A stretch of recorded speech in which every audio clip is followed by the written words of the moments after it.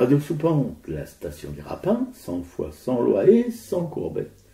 L'émission Art Racaille du 2 juillet 2024 qui sera consacrée à deux dessinateurs, Faujour et Josso. Enfin, c'est plutôt Josso et Faujour, puisque Josso est beaucoup plus ancien, mais qui a consacré une partie de sa vie à dénoncer les exactions de la police, et Faujour aussi.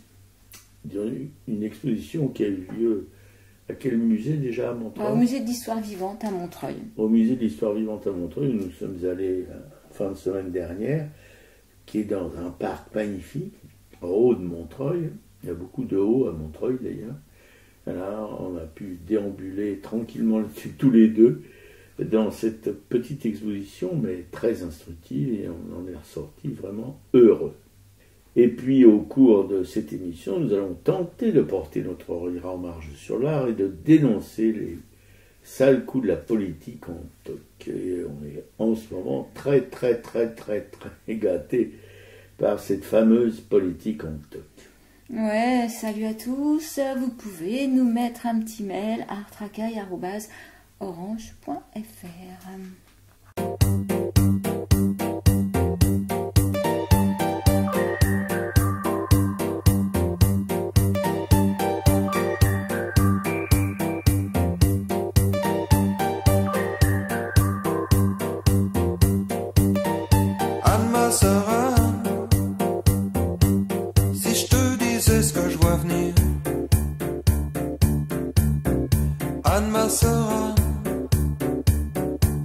J'arrive pas à y croire, c'est comme un cauchemar. Seul cafard, Anne-Ma Sera. En écrivant ton journal du fond de ton placard, Anne-Ma Sera. Tu pensais qu'on n'oublierait jamais mes mauvaises mémoires. Elle ressort de sa tanière, la nazie nostalgie. Gamme, bottes à clous, oui, toute la panoplie. Elle a pignon sur rue, des adeptes impartis. La voilà revenue, l'historique hystérie. Anne-Ma Sera, si je te disais ce que j'entends. Anne-Ma Sera, les mêmes discours, les mêmes slogans, les mêmes aboiements. Anne-Ma Sera, j'aurais tant voulu te dire, petite fille martyre. Anne-Ma Sera, tu peux dormir tranquille, elle reviendra plus, la vermine. Mais beaucoup d'indifférence, de patience malvenue. Ces anciens damnés, beaucoup de déjà-vu. Beaucoup trop d'indulgence, trop de bonnes manières. Pour cette nazie nostalgie qui ressort de sa tanière. Comme hier, Anne-Ma Sera. Si je te disais ce que je vois venir. Anne-Ma Sera, j'arrive pas à y croire, c'est comme un cauchemar, sale cafard.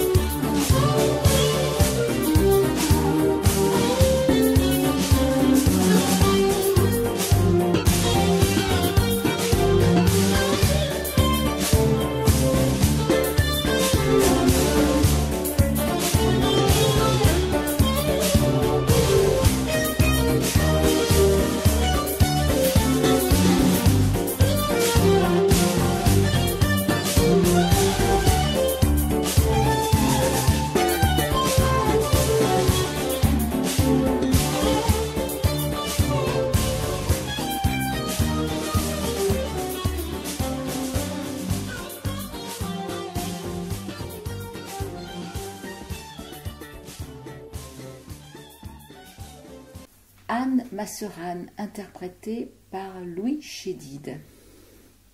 Le mensonge est un vilain défaut, on nous disait quand nous étions des enfants.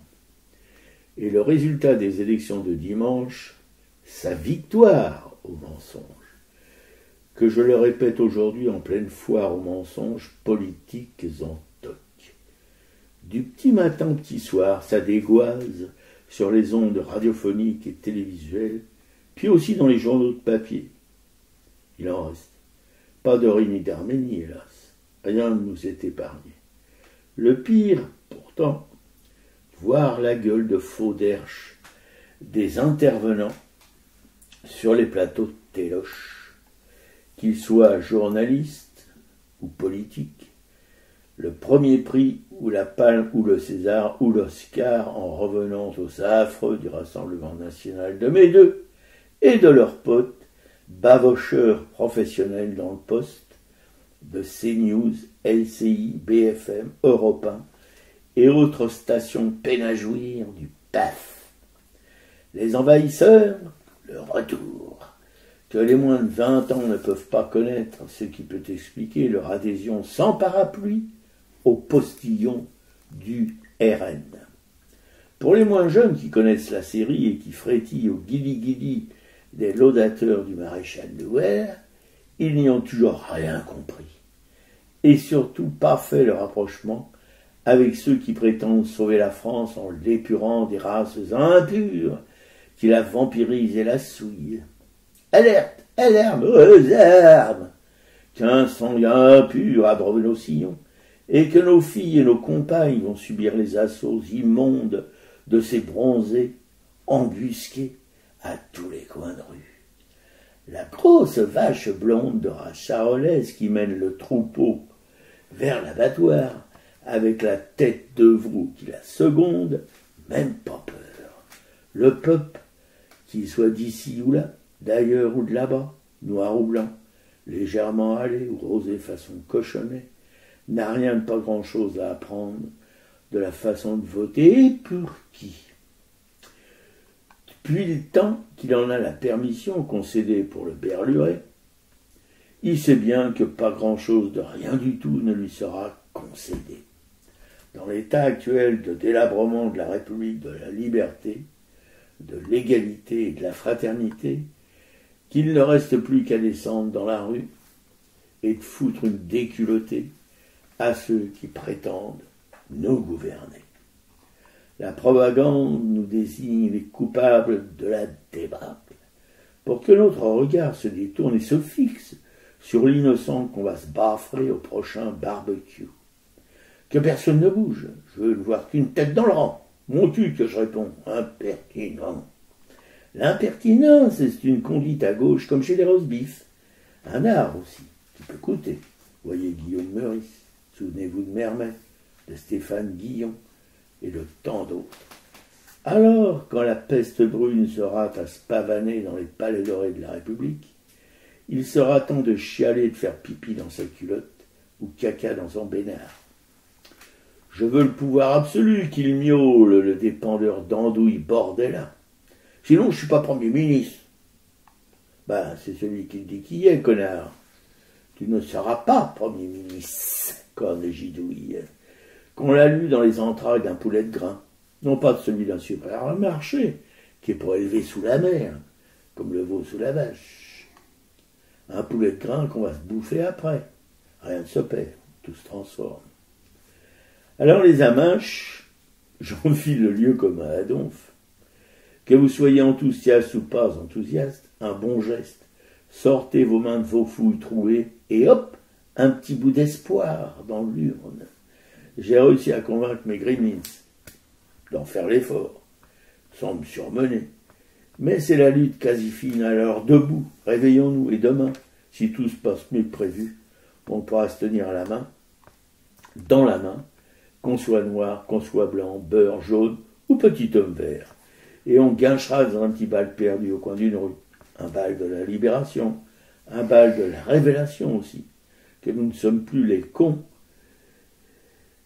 que nous ne sommes pas des cons, pardon, et que si le petit Jésus était un mauvais garçon de son temps, en dérouillant les sachants du temple et en ressuscitant les morts, il y a de la rumba dans l'air, pépère, ma mère, une rumba trop du cul du chat.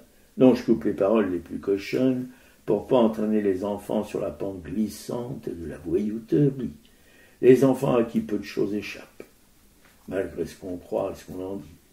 Que je voudrais bien en redevenir un, pour aller au Saut du Loup et son kiosque à musique où nous allions, ma grand-mère et moi, le dimanche après-midi, pour se faire un concert de la fanfare municipale. Puis le cinoche, puis le goûter d'une brioche lorraine.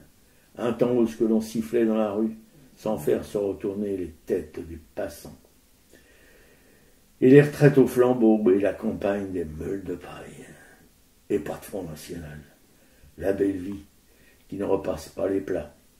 Et c'est en son nom, son souvenir, qu'on doit dire non au retour de la bête immonde, la nazi-nostalgie, ainsi que la chante Louis Chédid.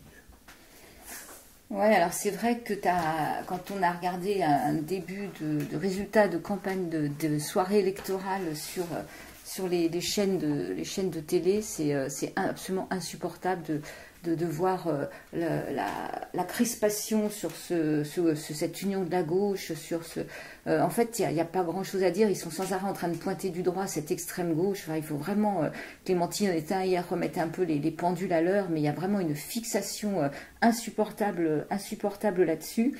Et c'est quand même incroyable, c'est qu'en si peu de temps, on ait réussi à faire de ce parti du Rassemblement National qui vient du Front National, qui a été fondé par des nazis, par des antisémites, des collabos, un parti tout à fait propre sur lui, et de retourner l'antisémitisme sur cette union de la gauche, alors que si vraiment il y avait eu quoi que ce soit d'antisémite dans les paroles ou les comportements de cette union de la gauche, il y aurait déjà eu des procès. On a bien vu Guillaume Meurice, dès qu'il a fait sa blague, il est passé en justice, il a été blanchi. Donc s'il y a vraiment quoi que ce soit à reprocher à cette union de la gauche, il y a longtemps que ce serait fait, et que ça aurait fait les choux gras justement de tous les médias. Et je trouve que ça a eu une prise incroyable. Effectivement, on sait à qui appartiennent toutes ces chaînes de radio et de télé, un Bolloré qui est derrière. Toutes celles que j'ai citées, c'est des Bolloré. Voilà, c'est Bolloré. Hanouna qui pendant 2 semaines prend la place de Sophie Davant pour être là de 16h à 18h. Donc il faut arrêter, il ne faut pas les regarder, ces chaînes de télé, il faut fermer le poste. Et je pense que dans un avenir futur, quel que soit ce qui va se passer, on va être amené avec nos propres deniers à financer des chaînes d'information alternatives, avec des vrais journalistes d'investigation sur le terrain, un regard critique, comme Blas, comme Le Média, comme l'Actu Réfractaire. Enfin, il y a quand même beaucoup de propositions qui sont faites, et qu'il y a la chaîne de David Dufresne aussi au poste, David Dufresne qui a travaillé sur les violences policières. Ce sont des chaînes qui sont documentées, enfin des journalistes qui font leur travail, qui vont chercher l'information. Et je pense que si on veut continuer à avoir une information réelle, du terrain, il va falloir mettre la main un peu au porte-monnaie pour les aider à vivre et nous offrir cette information-là, quoi. Absolument, oui, tu as tout à fait raison de développer ces sujets, et avec la conviction qu'on connaît, ça fait du bien. Bah oui, parce que toutes ces chaînes vont être inaudibles, même France Inter. Moi, j'ai boycotté France Inter depuis très longtemps, mais bon, là, les cartes sont mises sur la table. France Inter, si France Inter en plus est privatisée, ça sera encore pire que ce que c'est maintenant, parce que là, il y avait quand même quelques émissions qui pouvaient quand même apporter un peu de contradiction, voilà. Mais elle vivait pas longtemps, parce que là, c'est la dernière qui vient d'être supprimée, là, où il y avait justement Guillaume Meurice, etc. Elle a duré 10 ans. Mais c'est une exception. Ah non, il y a eu aussi avant, évidemment, Méhamet, des gens comme ça, qui ont duré assez longtemps. Il y a toujours un moment où, paf. Ouais, il y a une bascule, quoi.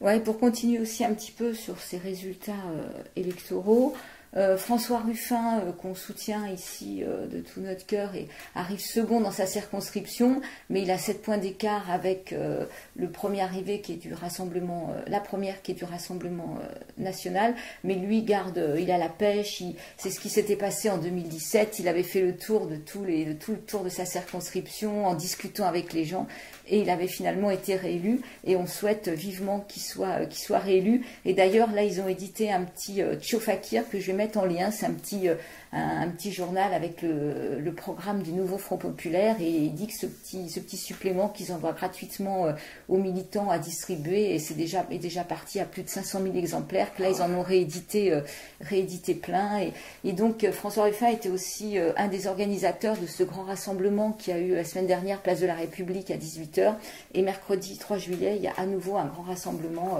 Front Populaire avec probablement encore beaucoup d'intervenants, quoi. Et c'est vrai que même si c'est situé à Paris, où Paris reste majoritairement quand même à gauche, comme quand même certaines banlieues, même les banlieues n'ont pas basculé, les banlieues proches limitrophes n'ont pas basculé sur le RN. Nous à Montreuil, on est en plus complètement atypique, vu qu'au deuxième tour on va voir s'affronter 2 députés de la France Insoumise. Ça c'est quand même c'est Montreuil, quoi. Alexis Corbière qui est dissident, et Sabrina Ben Ali qui est sur la liste du nouveau Front Populaire. Ils ont 4 points d'écart, mais bon, quoi que soit le résultat, on reste au moins quand même un du Front Populaire. Voilà, c'est au moins un du nouveau Front Populaire qui sera élu, et ça fait quand même du bien de vivre à Montreuil pour ça. On sait au moins pourquoi on est à Montreuil, quoi. Et donc il y aura ce rassemblement donc mercredi soir. Et sinon, alors je voulais parler quand même des nouvelles qui font aussi du bien sur les gens qui se mobilisent, comme je pense qu'aussi il va falloir rester très intransigeant sur tous ces gens qui peuvent se lâcher contre les populations noires, arabes. Les populations immigrées, voilà, ou travailleurs illégaux, etc. Comme toi, tu disais que tu avais vu 4 jeunes filles qui s'étaient un peu fait disputer. 4 jeunes filles noires. Voilà, qu'une femme âgée près de Naturalia avait un peu bousculé, enfin pas bousculé verbalement, quoi, ouais. Et qu'en fait elles disent maintenant tout le monde nous tombe dessus, et que toi t'es intervenu, ben oui, je crois qu'il faut pas laisser les gens se lâcher. Bien sûr, si c'est 4 jeunes cagoulés en matraque, ça va être plus difficile, oui. Mais oui. Je pense que quand c'est possible, il va falloir freiner ces excès de langage et de gens qui s'autorisent maintenant à dire n'importe quoi aux populations immigrées. Et il y a quand même alors aussi des choses qui fonctionnent, des luttes qui paient. Il y a eu des luttes, il y a eu un doc sur Arte justement sur des ouvriers sans papier qui travaillent pour les Jeux Olympiques à la porte de la Chapelle. Et ils se sont mis en grève. Ils travaillaient sur le chantier de l'Adidas Arena, donc sur un stade olympique, et ils étaient illégalement employés. Il y en a même un qui a été employé sous 3 identités différentes. Et avec l'urgence en fait des travaux qui doivent se terminer, ils se sont mis en grève, et ils ont réussi à obtenir la promesse. Qu'ils voulaient, voilà, bah ça c'est important. Seulement il faut penser à eux après les Jeux Olympiques, ce qu'ils vont devenir. Voilà, bah s'ils ont leur papier, ils seront citoyens quand même. Mais non, ils sont pas nés sur le sol, donc ils ont pas. Maintenant, il faut être, avec le RN, il faut être citoyen du sang, je sais pas quoi, enfin, une grosse connerie, quoi. D'extrême droite, habituelle. Non, maintenant, s'ils sont pas, le droit du sol, il est supprimé comme le promettent les fachos, bah, ces gens-là, ils seront complètement démunis de toute possibilité, de tout recours pour rester chez nous. Enfin, chez nous. Pour rester chez eux. Parce que la plupart sont déjà des gens qui sont chez eux, mais ils sont binationaux, donc voilà. Les binationaux, chez nous, si le binational est bronzé ou noir, c'est pas des vrais binationaux. Ouais. Et c'est pareil, quand je parlais des députés, il y a Rachel Keke, pour l'instant, qui arrive en tête dans sa circonscription devant le maire d'Aille-les-Roses. C'est chouette. J'espère qu'elle sera réélue, parce que Rachel Keke vient quand même d'une classe populaire. Elle représente ces femmes de chambre qui se sont mises en grève à l'hôtel, dans les hôtels de luxe, et c'est important. Il faudrait que cette Assemblée nationale effectivement soit représentative des classes sociales de la population.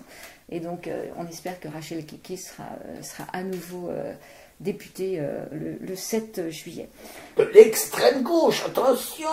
Et comme Montreuil reste aussi quand même atypique, et il y avait un jeune malien qui s'appelle Moussa, qui était en attente d'avoir des papiers, qui avait un ordre de quitter le territoire. En fait, il a été dans un squat à Montreuil qui s'appelle le Hangar, et ce squat a été expulsé, donc Moussa s'est retrouvé... QTF. Voilà. s'est retrouvé aux mains de la police, et donc il est arrivé en France, il avait 3 ans, aujourd'hui il a 25 ans, il est venu ici parce qu'il avait, je crois, des problèmes dentaires avec sa grand-mère, l'a amené en France, et donc sa vie c'est ici, il a quitté le Mali à 3 ans, il connaît absolument rien du Mali, et en fait il s'est retrouvé dans un vol Paris-Bamako, et là, bah, bravo quand même, les passagers ont réussi à empêcher son expulsion, ce vendredi dernier. Ils se sont levés, ils ont empêché que ce jeune homme, que l'avion décolle si le jeune homme n'était pas mis à terre. Enfin, donc ça c'est quand même quelque chose, une belle victoire. Mais c'est déjà arrivé par le passé. Oui, ça s'est déjà arrivé. Mais en fait, ça fait du bien de sentir que les gens peuvent aussi quand même continuer d'être ensemble, parce que des passagers qui se mobilisent prennent aussi un risque d'être mis en garde à vue. D'ailleurs, je crois qu'il y a une jeune femme qui a été mise en garde à vue. Et bon, alors le sort de Moussa n'est pas réglé parce qu'il attend des papiers, et là il est en centre de rétention, et il raconte un peu ce qui se passe en centre de rétention administratif. Enfin, on sait, c'est loin d'être rose, hein, c'est quand même une forme de prison, hein, mais enfin en tout cas il n'est pas reparti au Mali, et il y a eu cette solidarité de tous les passagers de l'avion. Les passagers qui sont les classes moyennes d'une certaine, en général, quoi, parce que c'est pas les prolos qui prennent l'avion assez régulièrement. Ouais, mais bon, bah, bravo. Bah ouais, c'est bien, bravo. Pour les classes moyennes, bien sûr. C'est pour ça que Paris vote à gauche, parce que Paris, c'est habité en majorité par les classes moyennes. Parce que les gens pauvres, ils vivent à Paris. Il y a longtemps qu'on leur a fait comprendre que c'était plus pour eux. Hein. Voilà. On leur a fait comprendre que Paris était plus pour eux depuis longtemps. Hein, même, oui, bien sûr. Même pour les Français qui sont smicards, Paris n'est pas pour eux.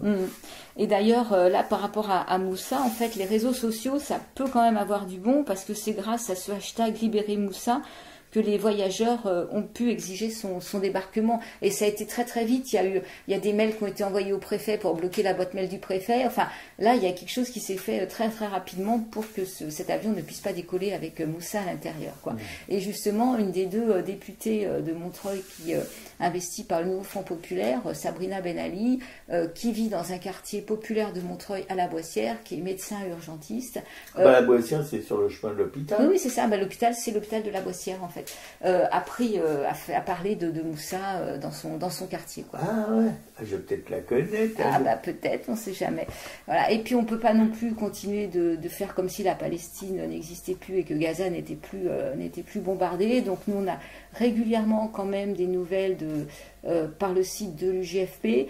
Union juive française pour la paix. Voilà, qui fait un travail remarquable, vraiment remarquable. Ses militants sont partout. Enfin, et son directeur a été interviewé par la police. Voilà, son directeur, celui qui est responsable du site, effectivement, pour apologie du terrorisme. Oui, non, mais c'est n'importe quoi. Et là, il y a un billet qui est très touchant. C'est un ancien soldat israélien qui a un coup de fil de sa cousine, qui a un message vocal de la part de sa cousine, qui est en Israël.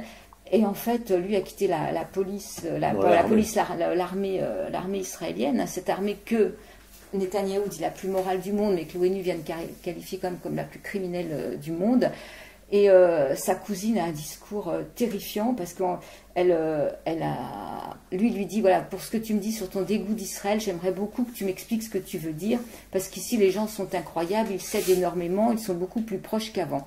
Je suis curieuse de savoir ce que tu en penses, parce que tu sais, les médias en France sont très pro-arabes, alors que jusqu'ici on vit une toute autre histoire. Et en fait, elle lui raconte à quel point, en fait, il faut même si Netanyahou est quelqu'un d'abominable, quelqu'un de pourri, comme elle dit, il faut absolument massacrer complètement tous les Gazaouis, parce que tous les Gazaouis sont des graines de terroristes. Et elle le dit à plusieurs reprises, quoi. Alors que cette nana vient de la gauche. Voilà, la gauche israélienne, mais pas la gauche pirouette, la gauche. Elle lui dit, voilà, on ne peut pas ne pas réagir. Moi, j'ai plein de copines dont les maris ont été blessés et maintenant handicapés à vie. Ce qui se passe à Gaza, c'est horrible. C'est triste qu'il y ait aussi beaucoup d'enfants qui meurent, et des vieux et des citoyens. Bien sûr que c'est triste, mais il n'y a aucune autre possibilité. On est obligé de complètement finir le travail là-bas, quoi. Textuellement, c'est ce qui est écrit. Et quand je dis finir le travail, c'est ce qu'elle dit, ce n'est pas tuer tous les citoyens, mais c'est d'arriver à tous les gens du Hamas qui sont dans le gouvernement du Hamas. Il faut libérer les otages, montrer au monde qu'on ne cesse pas faire, et elle a peur qu'après ce soit le Liban qui les attaque. Enfin, il y a vraiment c'est complètement phobique. Et lui, en fait, dit qu'il écoute ce message, qu'il le réécoute, et qu'il n'arrive pas à comprendre, quoi, parce que c'est sa cousine qui est née à Paris, dans une bulle de gauche intellectuelle, qui a voyagé autour du monde, qui a allié les peuples, il dit, avec sa voix magnifique et sa musique métissée, elle qui n'avait pour haine que la droite religieuse, la droite qui a tué les accords de paix. Et aujourd'hui, voilà son discours, quoi. Et je mettrai le lien sur cet article, hein. C'est vraiment touchant de voir lui sa réponse, quoi, à quel point elle est complètement aveugle. Et moi, ce que je peux expliquer, c'est qu'en fait, c'est effectivement Naomi Klein avec un livre qui s'appelle La stratégie du choc. Et là, on est en plein dedans, c'est-à-dire que le 7 octobre, pour les Israéliens, c'est le choc qui a permis, bien sûr, de massacrer, de mettre en route ce génocide contre les Gazaouis, sachant qu'aujourd'hui, on a les preuves que Netanyahou était au courant depuis au moins un mois que l'attentat du Hamas allait avoir lieu. Donc, il a clairement pris la décision que ça puisse se faire pour justement partir en guerre contre les Gazaouis. Et en plus, on sait que la presse étrangère est interdite à Gaza, donc les Israéliens ne voient pas exactement tout ce qui se passe dans la bande de Gaza, quoi. Oui, parce que ils pourraient savoir, parce qu'il y a des Gazaouis qui alimentent régulièrement l'IJFP d'informations au péril de leur vie, bien sûr, mais il y a des correspondants gazaouis qui peuvent faire passer des infos. Mais c'est pas les agences de presse, évidemment.